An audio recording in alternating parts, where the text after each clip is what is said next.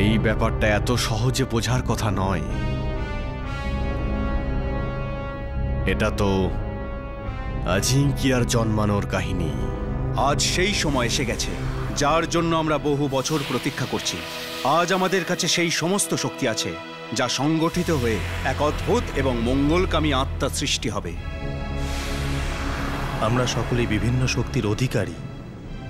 আমরা সেই শক্তি দিয়ে যখন কোনো আত্মার নির্মাণ করব, তখন সে মনুষ্যরূপে জন্ম নিতে পারবে, আর সে মানুষের মধ্যে থেকে মানুষের সেবা করবে, তাদের দুঃখ দূর করবে, ওদের সমস্ত কষ্ট থেকে মুক্তি দেবে। লোভ, মোহ, ক্রোধ আর ঈর্ষার মতন রিপু থেকে ও মুক্ত থাকবে। জগৎ সংসারে ও শুধু পুজোই পাবে না, তথাপি মানুষ ওকে ভালোবাসবে। আমাদের লক্ষ্য পূরণের জন্যে, এক সর্বশক্তিমান আত্মা নির্মাণের জন্যে আমি আপনাদের সবার কাছে আপনাদের সর্বশ্রেষ্ঠ সিদ্ধিগুলি চাইছি। বলুন, আপনি কি দিতে চান? বহু বছর সাধনার পর আমি একটা বরদান পেয়েছি, যাতে আমার মৃত্যুর রহস্য কেবল দুটো প্রাণীই জানে, এক স্বয়ং আমি, দ্বিতীয় এক অজ্ঞাত জীব। এই বরদানের ফলে আমি আমার মৃত্যু ভয় থেকে অনেক দূরে। সেই জন্য এই শক্তি আমি নতুন আত্মাকে দিতে চাই। আমার মধ্যে এমন শক্তি আছে যার দ্বারা আমি যে কোনো রূপ ধারণ করতে পারি, অদৃশ্য হতে পারি, একই সময় অনেক স্থানে উপস্থিত থাকতে পারি। আমি নতুন আত্মাকে এই শক্তি প্রদান করতে চাই। আমার শত্রুর ভয় নেই, কারণ দূর থেকেই আমি আমার শত্রুদের চিনে নিতে পারি, ফলে তাদের বুদ্ধি এবং চিন্তা শক্তিকে আমার নিয়ন্ত্রণে রাখতে পারি। আমার এই শক্তি নতুন আত্মাকে প্রদান করব। আপনি? আপনার উত্তরেরই প্রতীক্ষা করছি আমরা। আপনি সততার প্রতীক। আপনাকে কোন অন্যায় ছুঁতেই পারে না। আপনার সমস্ত কর্ম মানব জীবনের পক্ষে হিতকারী হয়।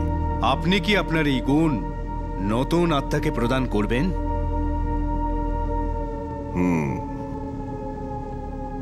মানবতার সুরক্ষা আর সমৃদ্ধির জন্যে আমরা আমাদের কর্ম শুরু করব।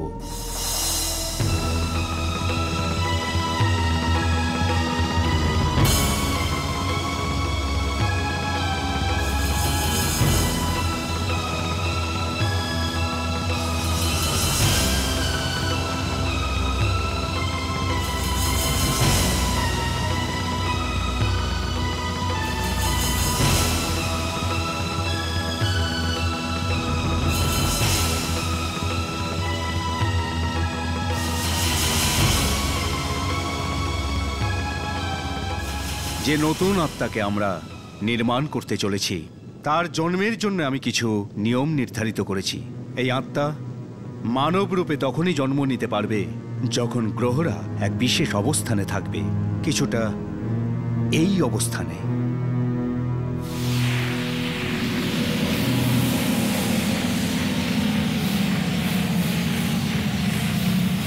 গ্রহের এই অবস্থান প্রতি ৩৭ বছর পর হয়। সেই কারণে আমাদের এই নতুন আত্মার মনুষ্যরূপে জন্ম নেবার এই মুহূর্ত প্রতি ৩৭ বছর পরেই আসবে।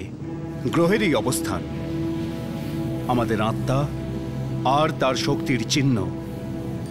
এখন আপনাদের সমস্ত শক্তি নিয়ে এই চিহ্নকে প্রদান করব।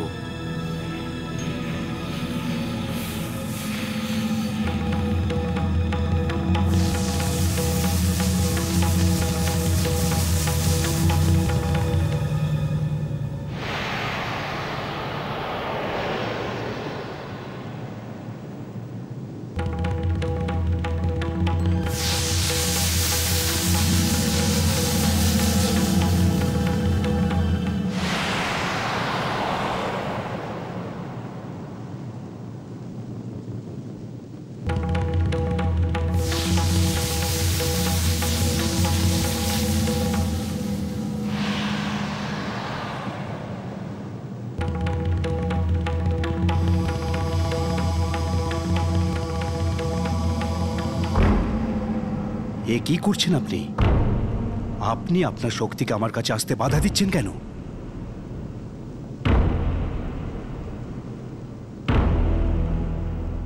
আমি আমার সততা এই আত্মাকে দিতে চাই না। কেন?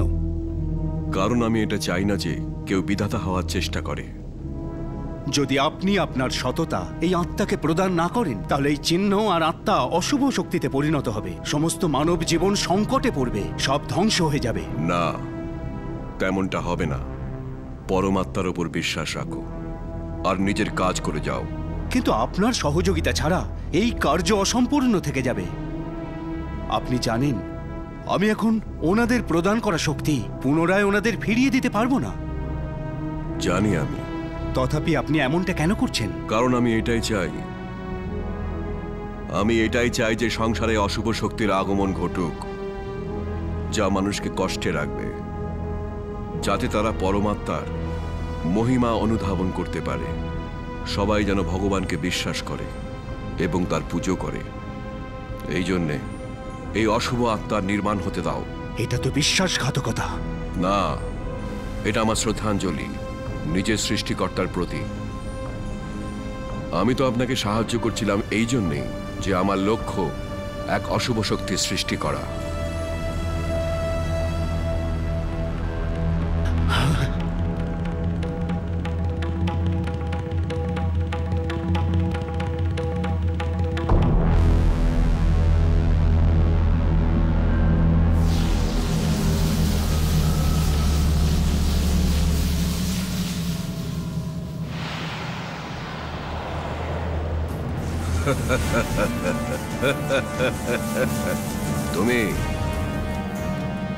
তুমি অশুভ শক্তি, যাও মানুষের মধ্যে যাও, তাদের দুঃখ দাও, ওদের মৃত্যুর ভয় দেখাও। যাও, রাজত্ব করো।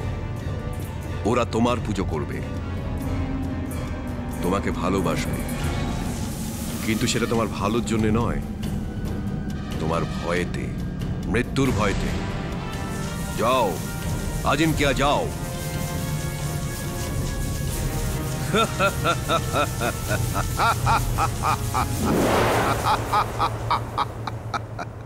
যাকে তুমি তোমার সফলতা ভাবছো, সেটাই তোমার অসফলতা। তুমি আমাদের সাথে যে বিশ্বাসঘাতকতা করেছো, তার ফল তোমাকে ভোগ করতেই হবে। আমরা তোমাকে অভিশাপ দিচ্ছি, আজ থেকে সততা তোমাকে ছেড়ে চলে যাবে। তুমি নিজেই সেই অশুভ শক্তির দাস হয়ে যাবে। আর যখন সেই অশুভ শক্তি মনুষ্যরূপে জন্মগ্রহণ করবে, যখন সে নিজেকে আর নিজের শক্তিকে চিনতে পারবে, তখনই সে তোমার সঙ্গে বিশ্বাসঘাতকতা করবে। আর তুমিও আমাদের মতো মাটি হয়ে যাবে। আর ততক্ষণ মাটি হয়ে থাকবে যতক্ষণ না তুমি নিজে ওই অশুভ শক্তিকে ধ্বংস করার সিদ্ধান্ত নেবে। তুমি নিজে ওকে ধ্বংস করবে, তুমি নিজে ওকে ধ্বংস করবে। আর এইভাবে আমি আজিঙ্কিয়া এই পৃথিবীতে আসি। তাহলে এই পৃথিবীতে তুমি শুধু তুমিই জানো যে তোমাকে শেষ কিভাবে করা সম্ভব হবে?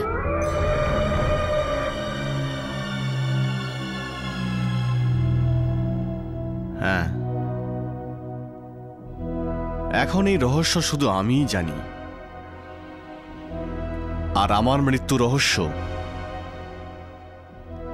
আমি ছাড়া আর যে জানতো, তাকে আমি চিরজীবনের মতো শেষ করে দিয়েছি। তার মানে বলতে চাইছো ওই পঞ্চম শক্তি, মানে ওই পঞ্চম সাধু এই পৃথিবীতে আর নেই? কে ছিলেন উনি? অজয়, ওই 5 সাধুর মধ্যে যে বেঁচে রইল, ও অজয়।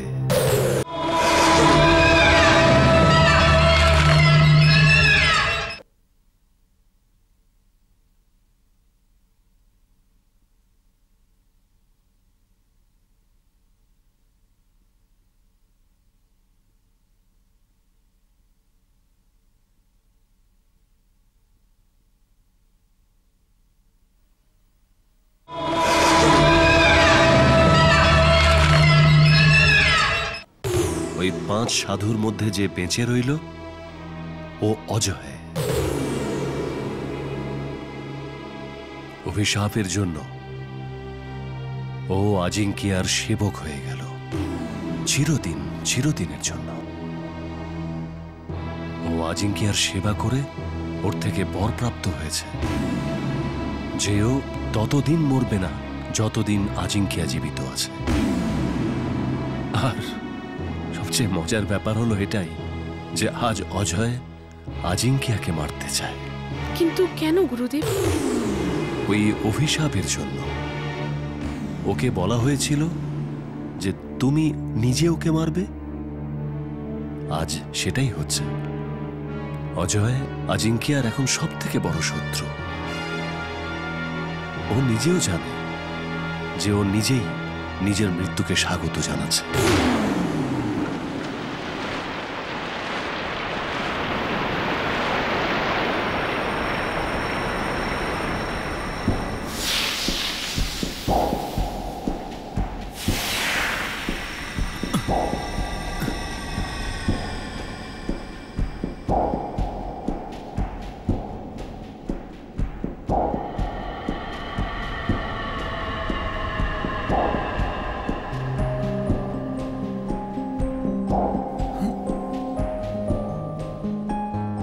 যুগল, তুই তো কামাল করে দিলে।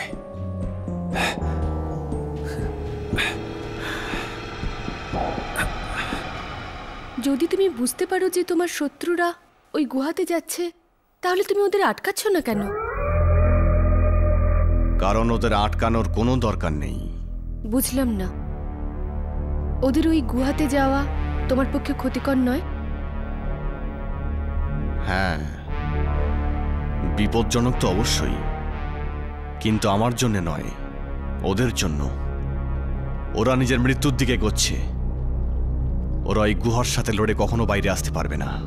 কিন্তু ওরা গুহার কথা জানলো কিভাবে? এই কথাটা তো আমাকেও ভাবাচ্ছে। ওদের ওই গুহার সন্ধান কে দিল? ওই গুহার ব্যাপারে তো শুধু দুজন লোক জানে, একজন আমি আর আরেকজন অজয়। আমি তো ওদের বলিনি, আর অজয় তো ওদের বলতেই পারবে না, কারণ ও মারা গেছে। তুমি কি এই কথাটা জোর দিয়ে বলতে পারো যে অজয় সত্যি মারা গেছে? তুমি বলতে কি চাইছো? হতে পারে অজয়ের মৃত্যু হয়নি, ও এখনো বেঁচে আছে, হয়তো তোমার শত্রুদের সাথে আছে।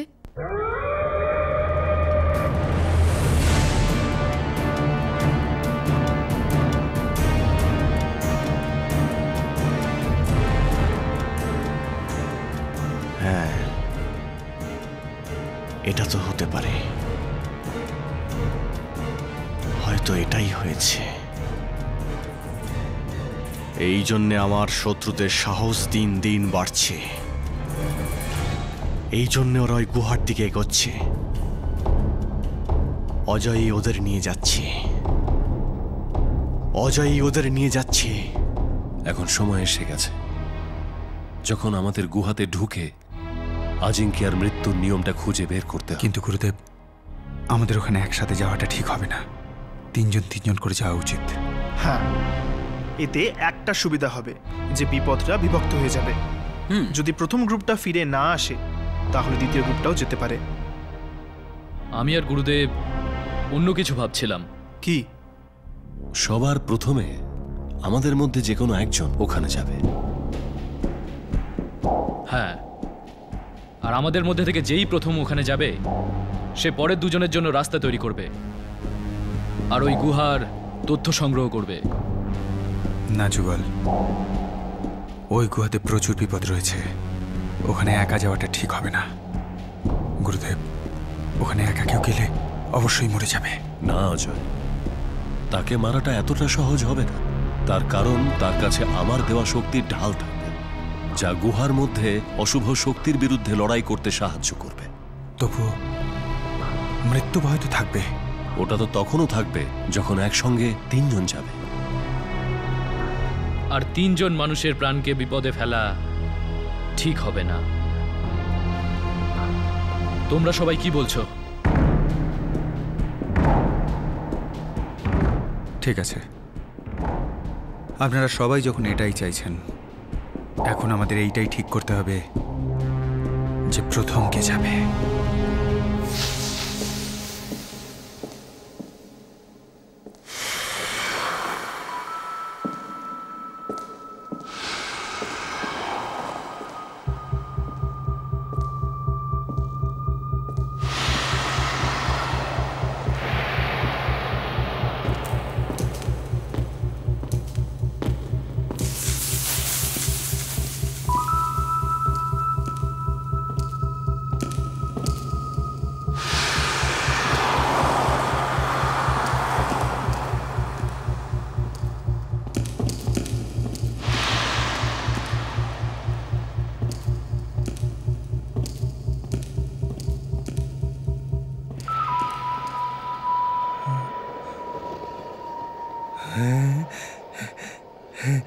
খুলে গেছে চন্দ্রিল, তোর ভাগ্যের দরজা এবার খুলে গেছে।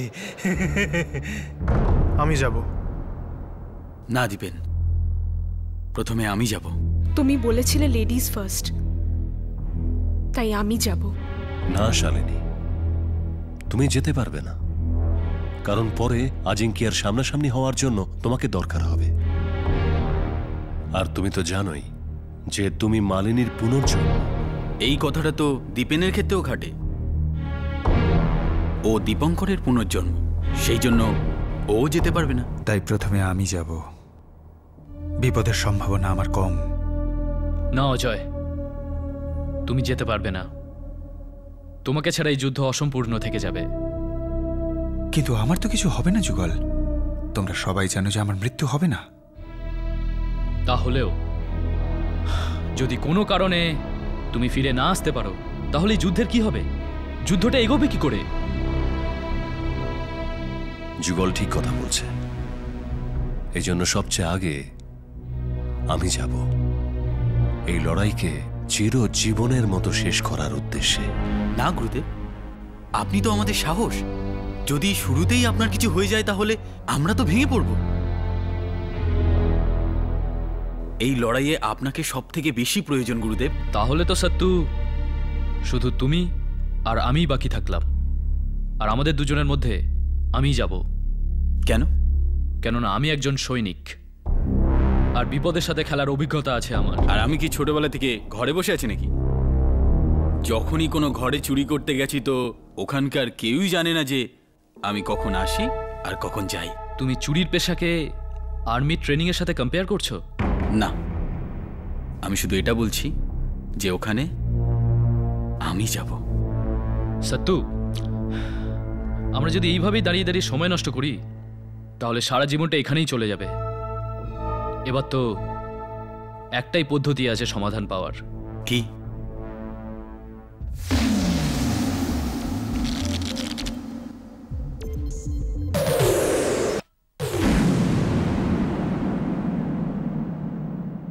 এই তাসগুলোর ভেতর থেকে আমরা একটা একটা করে কার্ড বার করব। যার কার্ডের নাম্বার সবচেয়ে বড় হবে সেই বাজিটা জিতবে।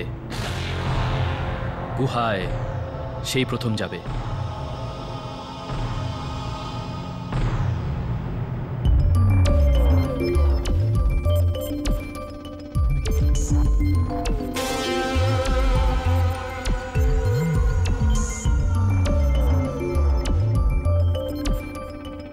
এবার তোমার পালা।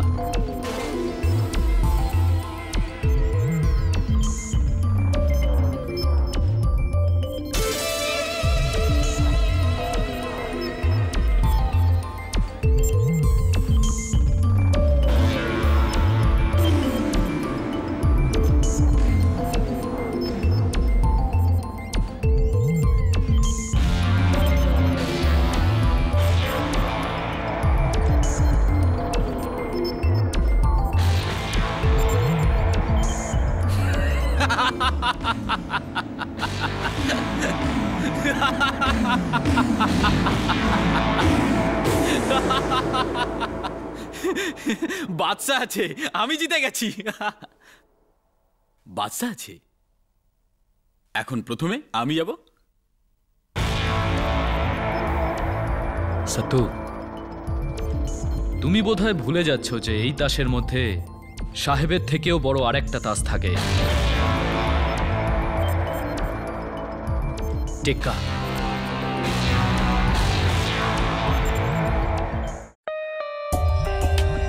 For more updates, subscribe to our channel, click the show links and enjoy watching the videos.